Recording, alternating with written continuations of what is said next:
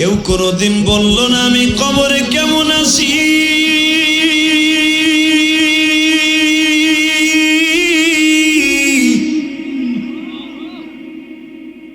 কেউ আজও পর্যন্ত দাঁড়ায় অভিযোগ করতে পারলো না আল্লাহ আমার উপরে জুলুম করছে, আল্লাহ সরকার ভালো না।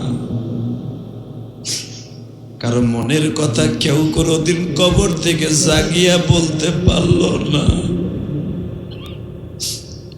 এই অন্ধকার কবরে কেমনে থাকবো জানি। আমি যদি গরু হইতাম,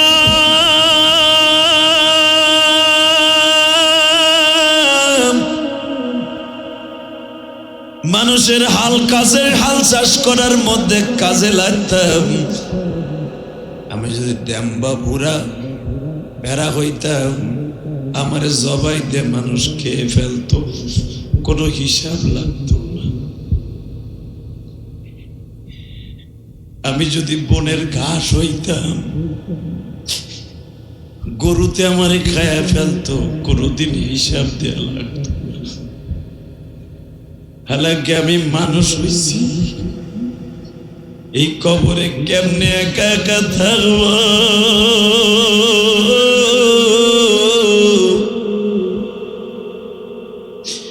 কেমনে থাকবো এই কবরে,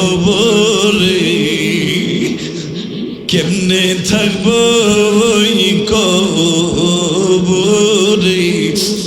মৌলা বলে দাও না ওই কবরে একা একা থাকতে পারবো না। আল্লাহু আকবার জোরে বললেন।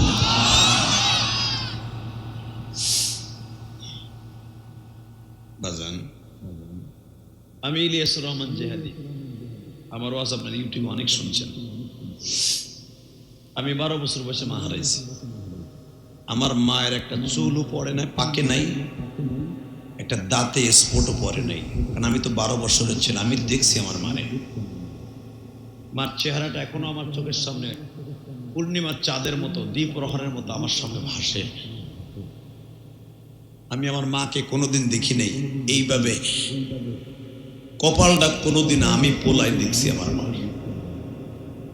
আমার মা ঘন্টার উপরে একটা এক্সট্রা টুপি পরতেন, কালো একটা টুপি, হলুদ একটা টুপি আমার মা পরতেন। আমি আমার মায়ের এই টুপিটা অনেক দিন টিরাঙে যত্ন করে রাখছিলাম।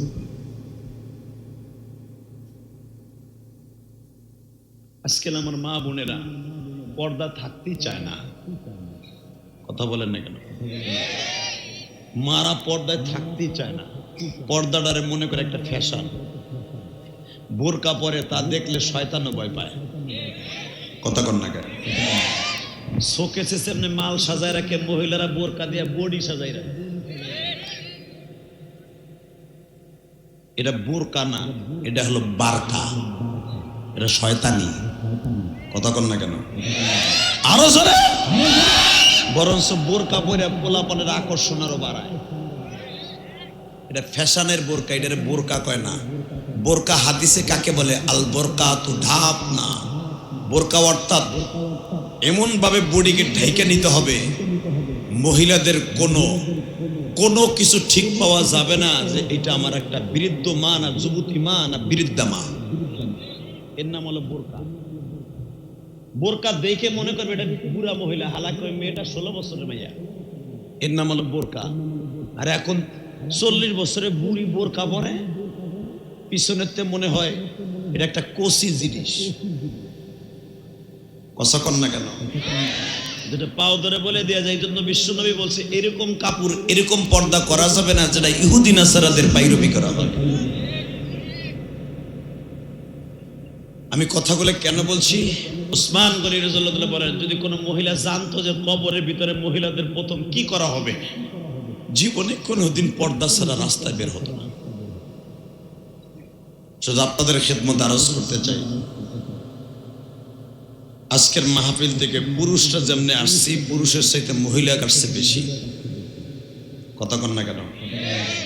আজকাল ওয়াজের ভিতরে পুরুষের ওয়াজ বেশি হয়, মহিলাকে ওয়াজ হয় না। ওরা একটু পরে জায়গা আমার কথা কয় না, কি বইতে লাভ কি?